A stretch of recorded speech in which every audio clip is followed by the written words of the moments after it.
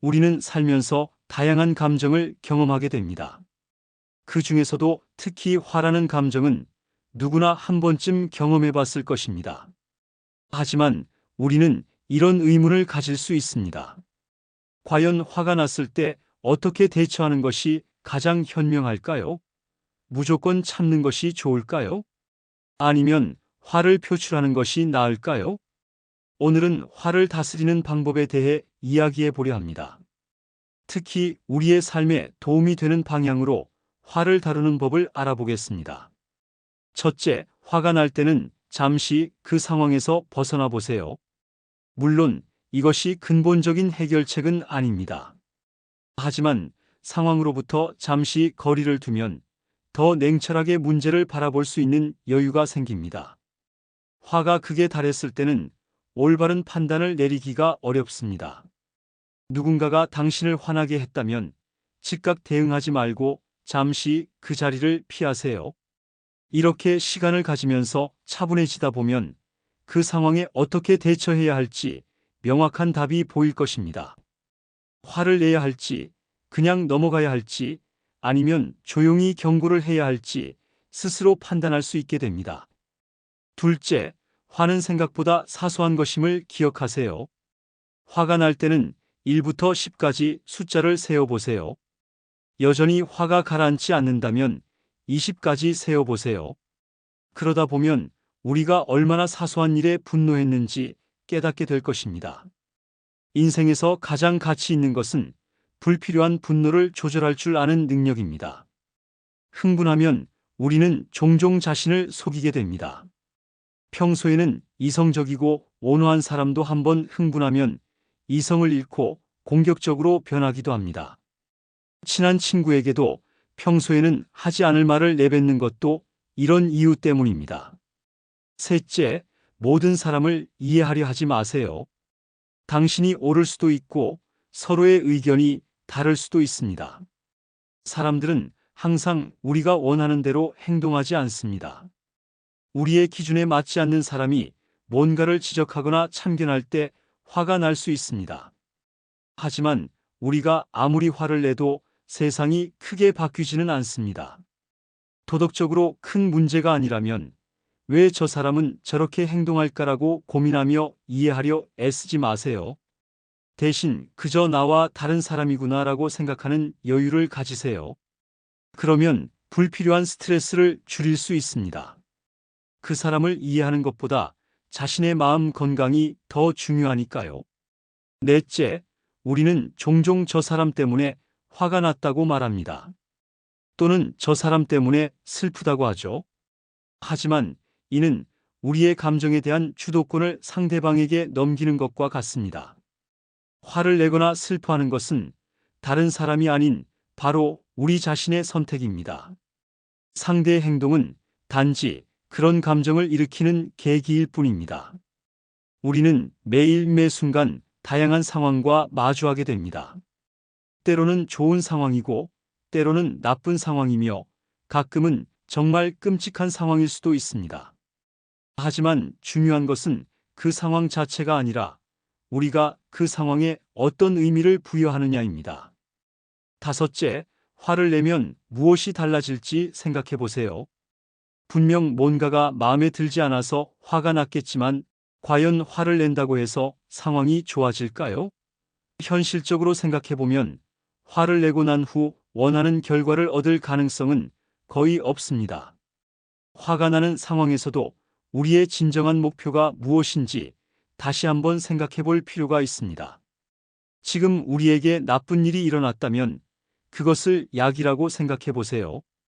약은 쓰지만 병을 고치듯이 고난과 역경은 우리의 정신을 단련시키는 약이 될 수 있습니다. 무언가가 두렵고 화가 난다면 그 원인은 외부가 아닌 우리 내면에 있다는 것을 기억하세요. 여섯째, 공격적인 태도가 아닌 적극적인 태도로 대응하세요. 이 둘은 얼핏 비슷해 보이지만 매우 다른 결과를 가져옵니다. 화가 난 상대에게 공격적으로 대하면 순간적으로는 통쾌할 수 있습니다. 하지만 그 상대 역시 언젠가 당신을 공격할 것입니다. 반면 적극적인 태도로 대응한다면 상황이 개선될 가능성이 높아집니다. 지금 화가 났다고 해서 공격적으로 행동하거나 폭력적인 언행을 보이지 마세요. 분노는 일시적인 감정일 뿐입니다. 만약 지금 불행하다고 느낀다면 과거에 자신이 했던 좋지 않은 행동들을 떠올려 보세요. 이는 불편할 수 있지만 자신을 개선하는 데 도움이 됩니다. 일곱째, 분노는 무시하고 자신의 삶에 집중하세요. 당신을 화나게 한 일들이 하루 종일 머릿속을 맴돌게 하지 마세요. 누군가의 무례한 행동은 그 사람의 인격을 보여주는 것이지 당신의 인격과는 무관합니다. 하지만 이에 대한 분노에 사로잡히면 당신은 과거에 얽매인 사람이 되어버릴 수 있습니다. 부정적인 생각들은 접어두고 당신의 삶에 집중하세요. 어리석은 사람 때문에 당신의 소중한 시간을 낭비하지 마세요. 분노는 나약함의 증거일 뿐입니다. 화를 내고 폭력적으로 행동하는 것은 강함이 아닌 나약함의 표현입니다. 여덟째, 자신을 변화시키는 데 집중하세요. 많은 사람들이 세상을 바꾸려고 하면서도 정작 자신을 바꾸려고 하지는 않습니다. 마치 창문이 더러우면 바깥 세상이 아무리 밝고 아름다워도 흐리게 보이는 것처럼 우리의 마음이 깨끗하지 않으면 어떤 사람이나 상황도 올바르게 보기 어렵습니다. 우리에게 일어나는 상황에 대해 어떤 감정을 가질지는 전적으로 우리의 선택입니다. 좋은 상황도 나쁘게 만들 수 있고 나쁜 상황도 긍정적으로 바꿀 수 있습니다. 따라서 다른 사람이 우리를 어떻게 대하든 항상 예의 바르게 행동하는 것이 중요합니다. 아홉째, 가까운 사람을 먼저 챙기세요. 우리와 전혀 맞지 않는 사람과 억지로 어울리다 보면 불가피하게 마찰이 생기고 화가 날 수밖에 없습니다. 이는 결국 우리에게 아무런 도움이 되지 않습니다. 표면적인 관계를 위해 무리하게 노력할 필요가 없습니다. 많은 사람들과 어울리기 위해 자신을 지나치게 맞추다 보면 오히려 상대방이 우리를 가볍게 여기고 무례하게 대할 수 있습니다. 그들은 계속해서 우리의 선을 시험하려 들 것입니다. 차라리 우리의 성향과 잘 맞는 사람들과 더 많은 시간을 보내는 것이 현명합니다. 흥미로운 점은 대부분의 사람들이 이러한 우선순위를 거꾸로 적용한다는 것입니다. 가까운 사람들에게는 소홀하면서 오히려 관계가 먼 사람들에게 더 공손하게 대하려고 합니다. 가족에게는 함부로 대하면서 남에게는 지나치게 친절한 모습을 보이죠. 열째, 사람을 섣불리 판단하지 마세요. 우리는 자주 다른 사람을 평가합니다. 어떤 사람은 착하다, 어떤 사람은 나쁘다, 또는 어떤 사람은 현명하고 어떤 사람은 어리석다고 단정짓습니다. 하지만 이렇게 판단하는 것은 옳지 않습니다. 인간은 마치 흐르는 강물처럼 끊임없이 변화합니다. 오늘의 그 사람은 이미 어제의 그 사람이 아닙니다. 어리석었던 사람이 현명해지기도 하고 나쁜 사람이 선한 사람으로 바뀌기도 합니다. 물론 그 반대의 경우도 있습니다. 따라서 우리는 누군가를 쉽게 판단해서는 안 됩니다. 11째, 나에게 상처 준 사람을 놓아주세요. 이는 단순히 용서하는 것을 넘어서 복수하고 싶은 마음과 분노의 감정을 완전히 내려놓는 것을 의미합니다. 때로는 상대방의 행동 이면에 있는 이유를 이해하게 되면 자연스럽게 이런 마음이 생기기도 합니다. 누군가를 용서한다는 것은 실제로 그 사람을 우리의 감정으로부터 자유롭게 해주는 것입니다. 만약 우리가 다른 사람에 대한 원망을 품고 있다면 그것은 마치 보이지 않는 끈으로 우리가 그 사람과 묶여 있는 것과 같습니다. 이 끈을 풀기 위해서는 의식적으로 그 사람을 놓아주어야 합니다. 특히 용서의 말을 직접 소리내어 말해보는 것도 도움이 됩니다. 다른 사람들 앞에서 하면 그 효과가 더욱 커질 수 있죠. 반대로 복수심을 품거나 상대방에게 나쁜 일이 생기기를 바라는 마음을 가지면 우리 안에 더 많은 분노가 쌓이게 됩니다. 12째, 다른 사람과 비교하지 말고 자신과 경쟁하세요. 우리는 종종 다른 사람과 끊임없이 비교하면서 우울감이나 열등감에 빠지곤 합니다. 혹은 반대로 나는 남들보다 뛰어나다는 우월감을 느끼기도 하죠. 이처럼 늘 다른 사람과 비교하면서 승패를 가리려고 합니다. 하지만 이런 비교는 동기부여가 될 수는 있어도 결국에는 감정만 소모될 뿐 우리 삶에 실질적인 도움이 되지 않습니다. 정말로 비교해야 할 대상이 있다면 그것은 바로 과거의 자신입니다. 어제의 나와 오늘의 내가 얼마나 성장했는지를 비교하는 사람만이 올바른 방향으로 발전할 수 있습니다. 매일매일 새로워지고 최선을 다하는 사람은 이미 인생의 승리자입니다. 다른 누군가를 이기는 것보다 자기 자신을 극복하는 것이 훨씬 중요합니다. 더 나아가서 미래의 더 나은 모습을 그려보고 그것을 목표로 삼아 나아가야 합니다. 열셋째, 관점을 바꾸어 보세요. 길가에 핀 작은 꽃 한 송이도 어떻게 바라보느냐에 따라 행복과 불행이 갈립니다. 같은 상황이라도 우리가 어떤 마음가짐으로 받아들이느냐에 따라 위로가 될 수도 그렇지 않을 수도 있습니다. 예를 들어 힘든 상황에 처해 있더라도 다른 사람들에게 밝게 인사하겠다고 마음먹으면 분명 누군가는 따뜻한 미소로 화답해 줄 것입니다. 행복은 조건을 갖추었다고 찾아오는 것이 아니라 행복하다고 느끼는 마음가짐에서 시작됩니다. 우리가 있는 모든 곳이 마찬가지입니다. 현재를 즐기는 사람은 어디에 있든 그곳을 즐거운 장소로 만들 수 있습니다. 결국 우리의 삶은 우리가 어떤 관점으로 바라보느냐에 따라 달라질 수 있습니다. 마지막으로 화를 다스리는 것은 쉽지 않은 일입니다. 하지만 무조건 참거나 그 자리에서 폭발하는 것보다는 화를 적절히 조절하고 표현할 줄 아는 것이 중요합니다. 이를 통해 우리는 불필요한 스트레스를 줄이고 더 건강한 인간관계를 만들어갈 수 있습니다. 우리의 삶에서 화나는 일들이 완전히 사라지길 바라는 것은 현실적이지 않습니다.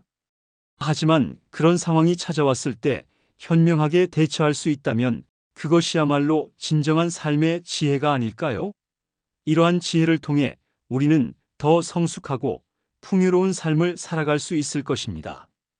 이제 우리가 배운 지혜들을 일상생활에서 어떻게 실천할 수 있는지 구체적인 예시를 통해 알아보겠습니다.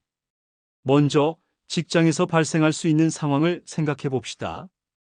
동료가 당신의 의견을 무시하거나 상사가 부당한 요구를 했을 때 화가 치밀어 오를 수 있습니다. 이럴 때는 즉각적으로 반응하지 말고 잠시 화장실에 가거나 물을 마시러 가는 등 작은 휴식을 가져보세요. 이 짧은 시간 동안 감정을 가라앉히고 상황을 객관적으로 바라볼 수 있습니다. 가정에서도 비슷한 상황이 발생할 수 있습니다. 배우자나 자녀와의 갈등은 더 큰 감정적 반응을 일으킬 수 있죠. 하지만 가까운 사람일수록 더욱 신중하게 대처해야 합니다. 감정적으로 대응했다가는 후회할 말이나 행동을 할 수 있기 때문입니다. 특히 SNS나 온라인 공간에서는 더욱 주의가 필요합니다. 키보드 워리어가 되어 무분별하게 분노를 표출하는 것은 결국 자신에게 부메랑이 되어 돌아올 수 있습니다. 온라인에서 한번 내뱉은 말은 영원히 지워지지 않을 수 있다는 점을 기억하세요. 이러한 상황들에서 우리가 실천할 수 있는 구체적인 방법들을 살펴보겠습니다. 첫째, 호흡 조절입니다.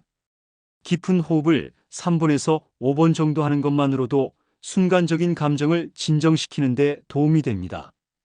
둘째, 산책이나 가벼운 운동을 통해 부정적인 에너지를 해소할 수 있습니다.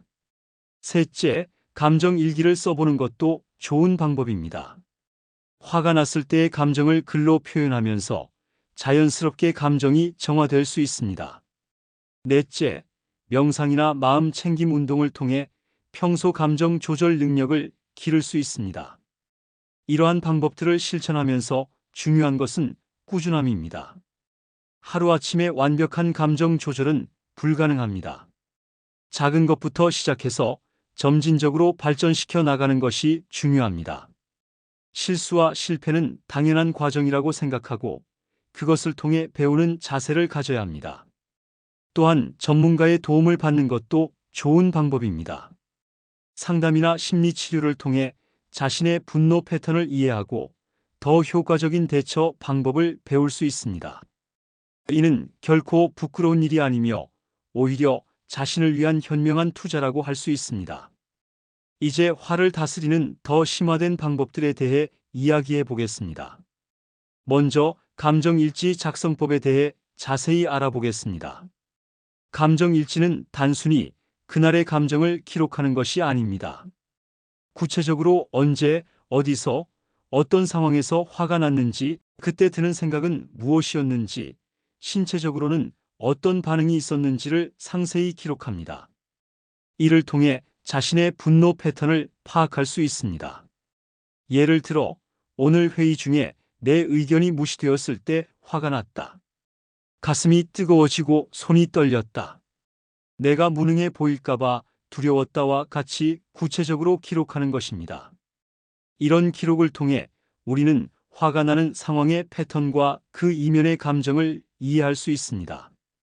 둘째, 감정 체크인 기법을 소개하겠습니다. 이는 하루 중 정해진 시간에 자신의 감정 상태를 확인하는 것입니다. 예를 들어 아침, 점심, 저녁으로 나누어 그때의 감정을 1부터 10까지의 숫자로 표현해 보세요. 7 이상이라면 이미 화가 쌓이고 있다는 신호입니다. 이때는 의식적으로 긴장을 풀고 휴식을 취해야 합니다. 셋째, 반대 행동 기법입니다. 화가 났을 때 우리의 본능적인 반응은 소리를 지르거나 공격적인 행동을 하는 것입니다. 하지만 의도적으로 이와 반대되는 행동을 하면 감정을 진정시키는 데 도움이 됩니다. 예를 들어 화가 났을 때 오히려 부드러운 목소리로 천천히 이야기를 하는 것입니다. 넷째, 멈추고 생각하기 기술입니다. 이는 STOP라는 약자로 기억하면 좋습니다. S 스타프 하던 일을 잠시 멈춥니다. TTAK 스텝 백 한 걸음 물러서서 상황을 봅니다. OBSERVE 현재 상황과 감정을 관찰합니다. PPROCED 마인드펄리 신중하게 다음 행동을 결정합니다. 이러한 기술들을 실천할 때 주의할 점이 있습니다. 완벽을 추구하지 마세요. 때로는 실수할 수 있고 감정을 조절하지 못할 때도 있습니다. 중요한 것은 그럴 때마다 다시 시작할 수 있다는 것입니다. 실패는 학습의 기회일 뿐 결코 후퇴가 아닙니다. 우리는 지금까지 화를 다스리는 다양한 방법들에 대해 알아보았습니다. 기본적인 개념부터 시작해서 실제 적용 가능한 구체적인 기술들까지 살펴보았죠. 이 모든 것들의 핵심은 결국 자기 이해와 의식적인 선택입니다. 화는 나쁜 감정이 아닙니다. 그것은 우리의 경계선이 침범당했다는 신호이자 무언가가 잘못되고 있다는 경고일 수 있습니다. 중요한 것은 이 감정을 어떻게 다루느냐 하는 것입니다. 화를 폭력적으로 표출하는 것도 완전히 억누르는 것도 좋은 방법이 아닙니다. 대신 화를 통해 우리 자신에 대해 더 깊이 이해하고 더 나은 방향으로 성장하는 기회로 삼아야 합니다. 이제 여러분의 차례입니다. 오늘 배운 방법들을 하나씩 실천해 보세요. 처음에는 어색하고 힘들 수 있습니다. 하지만 꾸준한 연습을 통해 반드시 변화가 찾아올 것입니다. 그리고 그 변화는 여러분의 인간관계와 삶의 질을 크게 향상시킬 것입니다. 함께 해주셔서 감사합니다. 여러분의 삶에 작은 도움이 되었기를 바랍니다.